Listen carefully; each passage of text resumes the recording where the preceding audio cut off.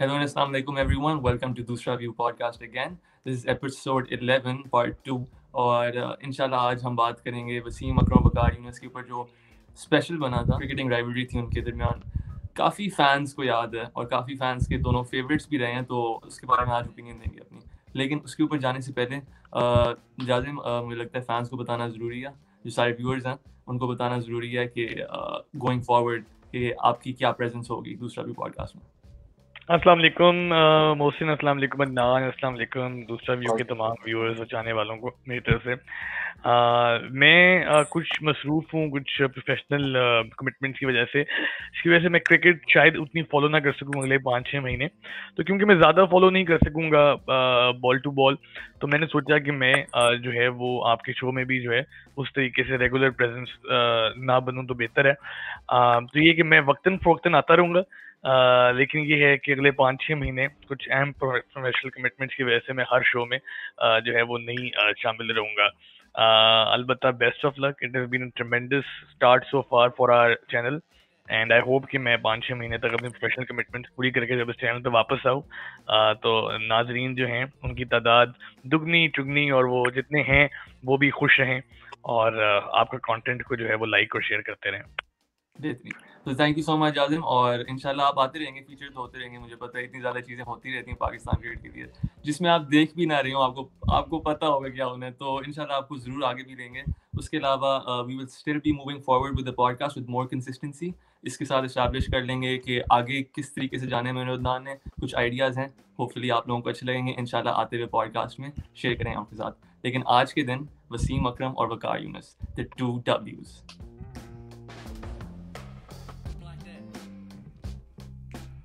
हमारी जो जनरेशन है उसने बिल्कुल मेरे ख्याल से शायद 2000 एटलीस्ट मैं अपने और जाजिम के लिए तो बात कर सकता हूँ, हमने शायद 2002-3 से तब वसीम और वकार बिल्कुल अपने एंड पे थे. उस तरह के बॉलर्स भी नहीं थे, लेकिन जिन्होंने 90s में देखा इनको, उन्होंने इनको एंजॉय भी बहुत किया. मतलब आज हम बात करते हैं ब्रॉड एंडरसन का प्लेयर, फलाना प्लेयर, लेकिन लोग कहते हैं वसीम वकार का प्लेयर.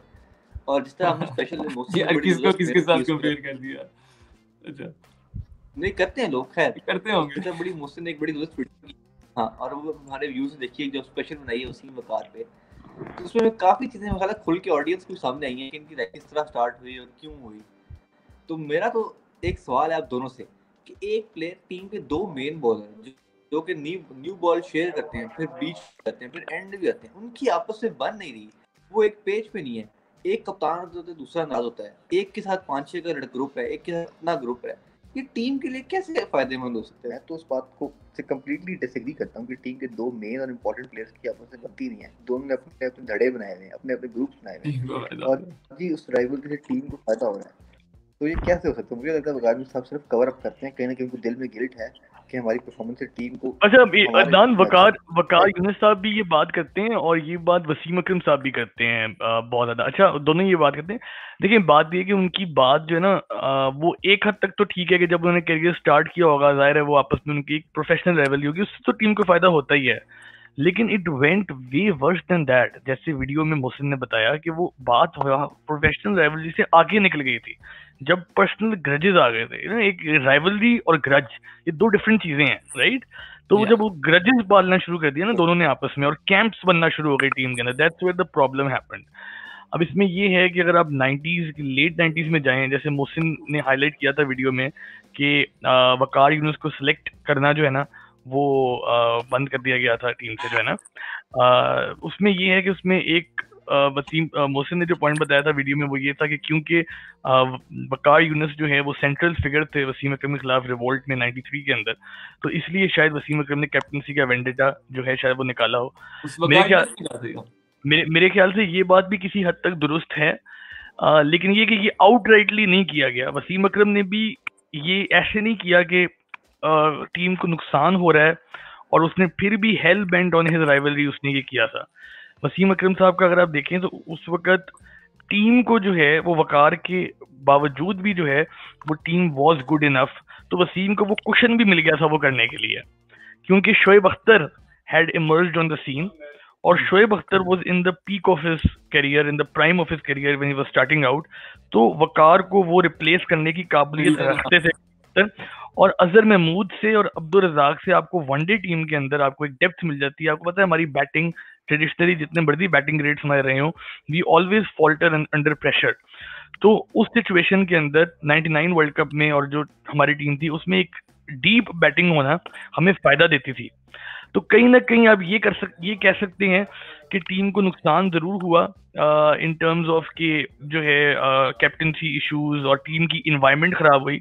लेकिन जहां तक टीम के कॉम्बिनेशन की बात है, ये दोनों प्लेयर्स उस हद तक नहीं गए कि ये बिल्कुल ही अपनी राइवलरी की वजह से मुल्क को जो है वो नुकसान आउटराइटली पहुंचाना शुरू कर दिया। हाँ, अगर इनकी ग्रजेस ना होते तो टीम का ड्रेसिंग रूम एनवायरनमेंट बेहतर होता, right. Constant captaincy revolts constant ना होते, हाफ हार्टेड मैचेस ना खेले जाते जो कि ग्रजेस की वजह से ऑटोमेटिकली खेले गए टीम ना खेल रही होती 2003 वर्ल्ड कप में। एक टीम हमें नजर आ रही होती, लेकिन वो एक टीम हमें नजर नहीं आती थी क्योंकि इन दोनों की इतनी ज्यादा वो ग्रजेस और राइवलरी थी। बिल्कुल। तो वकार यूनुस ने कहा था ये कि हमारी कंपेटिटिवनेस होती थी इस वजह से क्योंकि हम दोनों एक दूसरे के खिलाफ खेल रहे थे। लेकिन एक और इंटरव्यू में वकार यूनुस ने ही कहा था कि ये राइवलरी पाकिस्तान के लिए सेहतमंद नहीं थी। इसका ये मतलब है, उसके बाद उन्होंने फॉक्स पे आके यही कहा था कि बेहतर है, कंपेटिटिव था वगैरह। तो उन्हें पता है कि असलियत क्या है, हम सारों को पता है असलियत क्या है। ये कवर अप है सारा, लेकिन कवर अप भी कैसा है, उनकी आप फिगर्स देखें, ऐसा कवर अप है कि greatest of all time bowlers, तो आप उन्हें कुछ कह भी नहीं सकते। या अब मुदस्सर नजर का एक आर्टिकल है जो गालिबन हमने आपकी वीडियो में शेयर नहीं किया, उसमें मुदस्सर नजर काफी क्लोज रहे क्योंकि मोदी पा का जो है ना एक बड़ा इन्फ्लुएंस था यंगस्टर्स के ऊपर जो लेट 80s के अंदर आए। वकार यूनुस हो, वसीम अकरम हो, सईद अनवर हो, मुदस्सर नजर एक ऐसी फिगर थी कि जिसको हर कोई रिस्पेक्ट करता था। तो इसलिए उनकी रिटायरमेंट के बाद भी मुदस्सर नजर यूज्ड टू बी अ की फीचर ऑफ द मैनेजमेंट। कई स्टिंट उन्होंने एज कोचेस गुजारे, कई स्टिंट एज मैनेजर गुजारे, कई स्टिंट एज एकेडमी को चलाने में गुजारे उस टाइम पे 90 से लेकर 2003 तक। उनकी ऑब्जर्वेशन ये थी कि अगर वकार यूनुस और वसीम अकरम में ग्रेजेस डेवलप ना हुए होते तो we could have performed even much better in international cricket. और ऑब्वियसली मैच फिक्सिंग वाला एंगल अगर आप उसमें शामिल कर लो तो अब ये देखो कि मैच फिक्सिंग खराब कर रही है, ग्रेजेस खराब कर रहे हैं, उसके बावजूद भी परफॉर्म स्टिल नॉट बैड। तो आप सोचें कि ये दो फैक्टर्स अगर ना होते तो we would have been the Australia of जो 99 2007 की Australia, we could have been that 3 world cup हम भी जीत सकते थे। मुदस्सिर नजर ने इनके बारे में कहा था 2003 में, कई लोगों ने कहा है इनके बारे में, लेकिन उन लोगों को मैं इंक्लूड नहीं करता स्पेशली बिकॉज राइवलरी को ज्यादा फोकस किया जा रहा था। लेकिन मुदस्सिर नजर ने कहा था कि the board officials were looking the other way 2003 world cup में, जब उन्हें पता था कि सारा कुछ हो रहा है। मुदस्सिर नजर के अलावा भी कई लोगों ने वसीम और वकार के बारे में बहुत कुछ कहा है। सचिन तेंदुलकर ने कहा कि डेब्यू जब उन्हें किया था it was baptism by fire, ऐसा फील हो रहा था उन्हें। आमिर सुहेल ने कहा है सलीम मलिक से उन्हें पता चला था कि जब टीम में आते थे खेलने तो एक ग्रुप वसीम का होता था, एक ग्रुप वकार का होता था फिक्सिंग का, मैं क्या करूं, ये भी कहा है उनके बारे में। तो उनके बारे में बहुत लोगों ने बहुत चीजें कही हैं, लेकिन उन्होंने एक दूसरे के बारे में क्या रिलेशनशिप थी ये वो टारगेट हुआ था। तो मेरा यार आप दोनों से, मोहसिन और जाजिम, मेरा आप दोनों से क्वेश्चन है।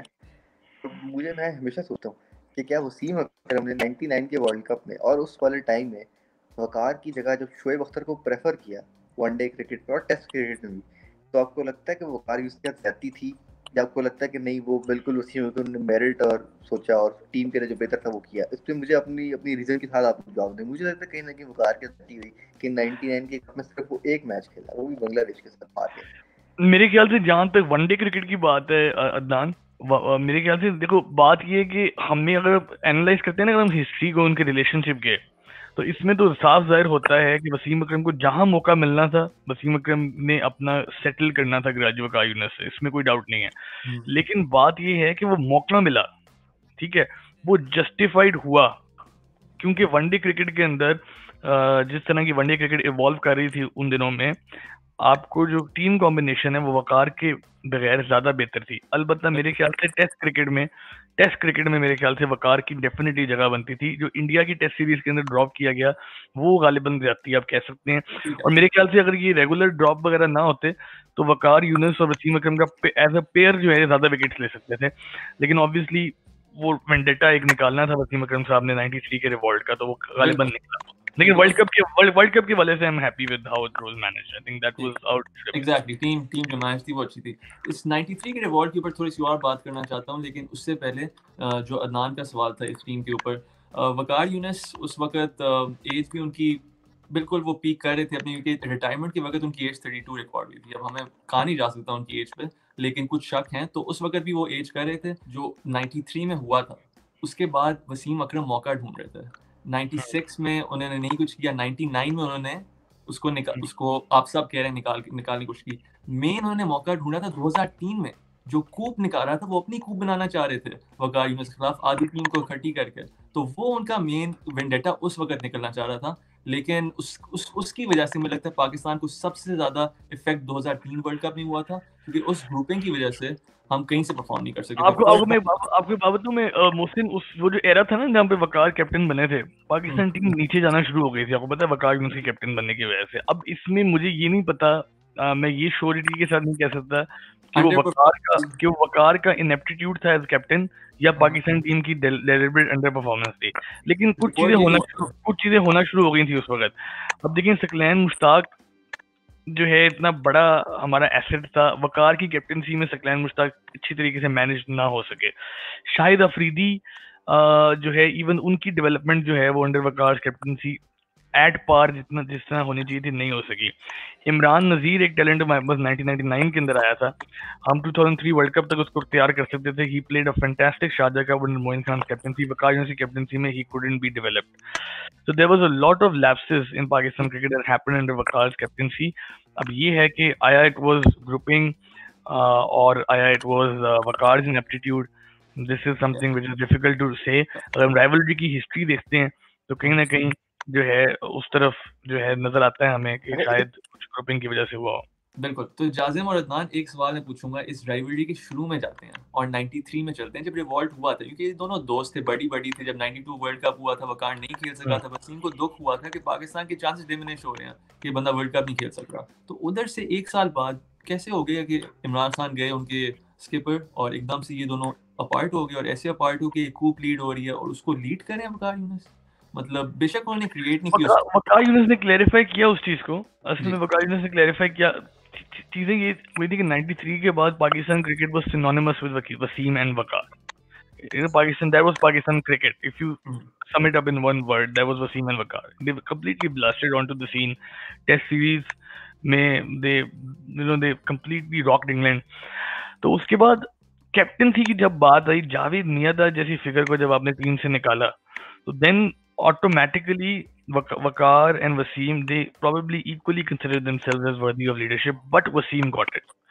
आई गेस वहां पर मेरे ख्याल से जब वसीम अकरम को मिल गई कैप्टनसी, और पाकिस्तान में मैनिपुलेशंस भी होती हैं ग्रुपिंग के अंदर, वकार को यकीनन मैनिपुलेट किया गया होगा और एज अ फ्रंट रनर जो है, एज अ रिंग लीडर बनाया गया। वकार ने काफी इंस्टेंसेस पे इस चीज को क्लैरिफाई भी किया कि मैं लीडर नहीं था, मुझे बनाया गया था एज अ रिंग लीडर। वो रिवोल्ट असल में बड़ा नाम था ना, पेश करना था एक टीम का बड़ा एक ऑल्टरनेटिव पेश करना था। असल में वो रिवोल्ट क्या कहते हैं, वसीम अकरम की जो रिलेशनशिप थी कुछ सीनियर प्लेयर्स के साथ, उसकी वजह से रिवोल्ट आया था। जैसे आप देखेंगे आकिब जावेद, जावेद मियांदाद, रमीज राजा, इनको टीम से निकाल दिया गया। तो ये बेसिक इशू बना था। मेरे ख्याल से मिसअंडरस्टैंडिंग क्रिएट हो गई उस वक्त, और फिर वो सारे बात कभी 99 में वकार यूनुस ने कहा था 6 साल गुजर गए थे कि अभी वसीम मेरे ऊपर निकाल रहे, उसकी बात का क्लैश। तो इससे पता चलता है कि कितना लॉन्ग स्टैंड है, इवन पोस्ट रिटायरमेंट अगर आप देख लें, अनिल कुंबले वाली सिचुएशन। ओके गाइस, सो ये हमने बात की है वसीम और वकार की राइवलरी के ऊपर। क्या जायजा था हमारा इनकी फ्रेंडशिप पे, फ्रेनेमीज थे जो भी थे, हेल्दी था या नहीं था। आखिर में बहुत ज्यादा विक्टिम मिली, विंस भी मिली, शायद वर्ल्ड कप उतने नहीं मिले, लेकिन excellent bowlers and it was a pleasure watching them. So अगले एपिसोड में हम बात करेंगे पाकिस्तान और इंडियन की सीरीज में potential playing 11s। तो उस वक्त तक take care of yourself and अस्सलाम वालेकुम और अल्लाह हाफिज। उम्मीद है कि मैं कभी कभार आपको जरूर जो है आके मिलूं। अल्लाह हाफिज।